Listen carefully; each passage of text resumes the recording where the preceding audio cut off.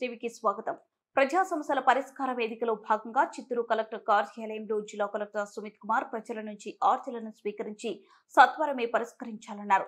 చిత్తూరు జిల్లా నలుమూలల నుంచి వచ్చిన ప్రజల అధిక సంఖ్యలో పాల్గొని తమ సమస్యలను పరిష్కరించాలని జిల్లా అధికారులకు వినతి పత్రం అందజేశారు.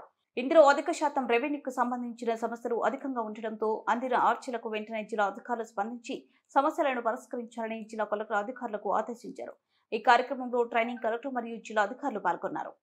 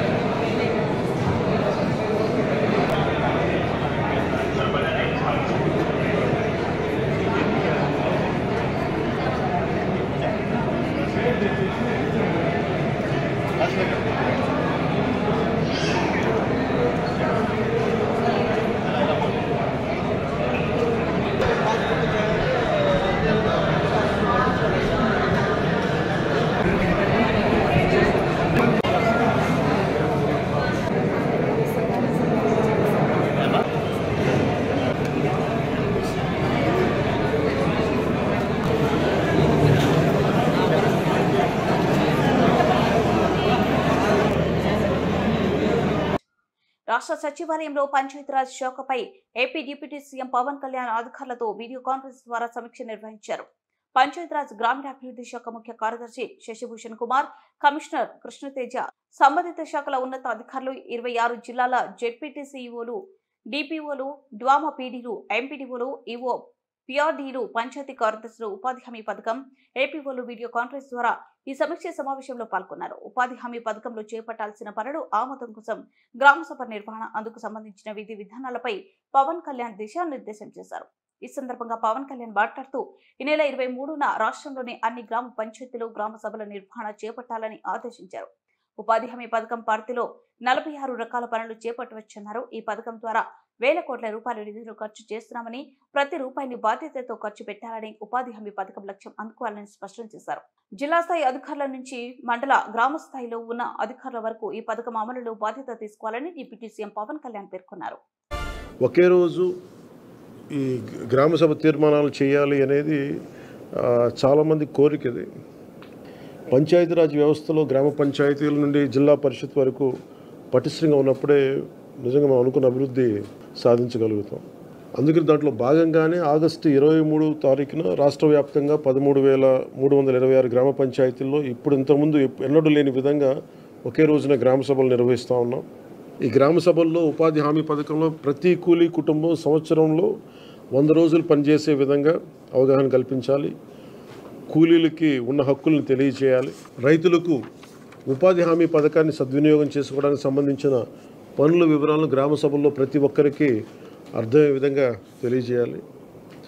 ఇకపైన ఉపాధి హామీ పథకాన్ని సమర్థవంతంగా అమలు చేయడానికి మనందరం కలిసి పనిచేద్దాం. పథకం అమలులో మన రాష్ట్రాన్ని దేశంలోనే మళ్ళా మొదటి స్థానంలో ఉంచడానికి కృషి చేయాలని కోరుకుంటా ఉన్నాను. గ్రామాలను అభివృద్ధి చేసే మహాత్మా గాంధీ గారి కళలాగా గ్రామ స్వరాజ్యాన్ని స్థాపించాలి, ఆ దిశగా అడుగులు వేయాలని చెప్పి మీరందరూ కలిసి మాకు సహాయ సహకారాలు ఇవ్వాలని మనస్ఫూర్తిగా కోరుకుంటున్నాను. రక్షాబంధన్ పర్వదినం సందర్భంగా మంగళగిరిలోని మంత్రి లోకేష్ నివాసంలో మాజీ ఎంపీటీసీ అరుణ లోకేష్ కు రాఖీ కట్టి శుభాకాంక్షలు తెలియజేశారు. ఈ సందర్భంగా అరుణ మాట్లాడుతూ తెలుగుదేశం పార్టీలో మహిళలకు అధిక ప్రాధాన్యం ఉందని పేర్కొన్నారు. రాష్ట్రంలో మహిళలు సుభిక్షంగా, సంతోషంగా ఉండేందుకు ముఖ్యమంత్రి నారా చంద్రబాబు నాయుడు, నారా లోకేష్ లు కృషి చేస్తున్నారని పేర్కొన్నారు. ఎంపీఈఓలకు ఉద్యోగ భద్రత కల్పించి తగిన వేతనం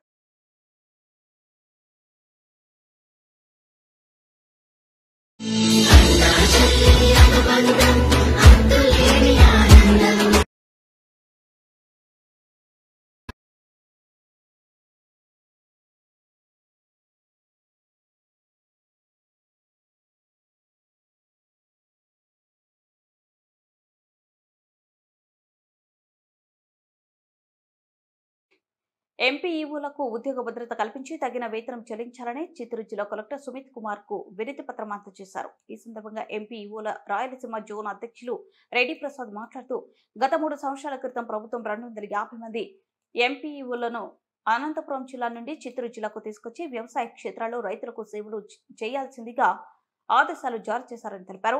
అతి తక్కువ వేతనం 12,000 రూపాయలు ఇస్తూ ఉండడంతో సగానికి పైగా సిబ్బంది మధ్యలో ఉద్యోగం వదిలేసి వెళ్లిపోయినట్టు విన్నవించారు. అప్పటి నుండి 115 మంది ఎంపీఈఓలు జిల్లాలో విధులు నిర్వహిస్తున్నట్లు పేర్కొన్నారు. వారికి కూడా 5 నెలలుగా జీతాలు చెల్లించలేదని, పెండింగ్ లో ఉన్న జీతాలు చెల్లించాలని ఆవేదన వ్యక్తం చేశారు. అలాగే పనికి తగిన వేతనం ఇస్తూ ఉద్యోగ భద్రత కల్పించి ఎంపీఓలకు న్యాయం చేయాలని కోరారు. ఈ కార్యక్రమంలో ఎంపీఓ నాయకులు, శేషు తదితరులు పాల్గొన్నారు. దేశానికి రైతన్న వెన్నెముక అని అంటాం. అలాంటి రైతన్నలకి వారధిలాగా 10 సంవత్సరాల నుంచి రాష్ట్ర వ్యాప్తంగా 1396 మంది గ్రామ అధికారులుగా వ్యవసాయ మల్టీపర్పస్ ఎక్స్టెన్షన్ ఆఫీసర్స్గా పనిచేస్తున్నాము. మాకు కనీస వేతనం ఇవ్వకపోగా 12,000 రూపాయలతో 10 సంవత్సరాల నుంచి ఇబ్బంది పడుతూ ప్రతి రైతుకి గవర్నమెంట్ నుంచి వచ్చే పథకాలను చేరువేయటలో ముందుండి రైతుల సమస్యలను పరిష్కరిస్తూ ముందుకు తీసుకెళ్లడంలో ముఖ్య పాత్ర పోషిస్తున్న ఎంపీఓస్కి సమాన పనికి సమాన వేతనం ఇవ్వకపోగా నిన్న మొన్న వచ్చిన అగ్రికల్చర్ డిఏఎస్కి మాత్రం 33,000 రెగ్యులర్ తీసిస్తున్నారు.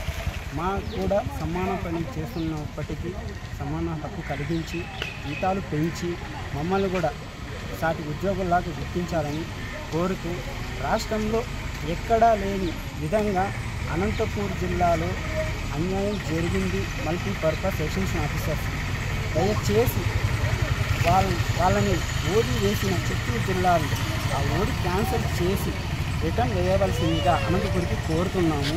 12,000 రూపాయలతో ఇంటి అద్దె, పెట్రోల్ ఖర్చులు, తల్లిదండ్రుల అనారోగ్య పరిస్థితులు దృష్టిలో పెట్టుకొని కొంతమంది జీతాలు సరిపోక ఉద్యోగాన్ని వదిలేసి వెళ్తున్న వారి పరిస్థితి కూడా మా అనంతపూర్ జిల్లాలో సమస్య ఉంది. అయినప్పటికీ గవర్నమెంట్ దిగి వచ్చి మాకు న్యాయం చేస్తుందని ఇప్పటికి కూడా మేము కొంతమందిగా వర్క్ అలానే చేస్తున్నాము. దయచేసి మమ్మల్ని మా జిల్లాకి పంపించవలసిందిగా కోరుతున్నాము. ఉపాధి కూలీలతో కవరింగ్ సోకులు ఇస్తూ పబ్బం గడుపుతూ రాత్రులలో జేసీబీతో పనులు చేసి పగలు సోకులు చేస్తున్న వైద్యం చంద్రగిరిలో వెలుగు చూసింది. తిరుపతి జిల్లా చంద్రగిరి నియోజకవర్గం ఎర్రవారిపాలెం మండలం కమలయ్య గారిపల్లి పంచాయతీ కుమ్మరపల్లి గ్రామంలో బయమ్మ చేపల చెరువులో రాత్రి 8 గంటలకు ఉపాధి హామీ పనులను జేసీబీలతో పనులు టెక్నికల్ అసిస్టెంట్ అదే పంచాయతీకి చెందిన సుధీర్ అనే వ్యక్తి జేసీబీ సాయంతో ఉపాధి హామీ పనులు చేయిస్తూ పబ్బం గడుపుతూ అధికారులను తప్పుదారి పట్టిస్తున్నాడు. ఈ విషయం అధికారులకు తెలిసిన నిమ్మకు నీరెత్తినట్లు వ్యవహరించడం పట్ల పలు ఆరోపణలకు దారితీస్తున్నాయని, ఇప్పటికైనా అధికారులు జోక్యం చేసుకుని టెక్నికల్ అసిస్టెంట్ పై చర్యలు తీసుకోవాలని గ్రామస్తులు కోరుకుంటున్నారు.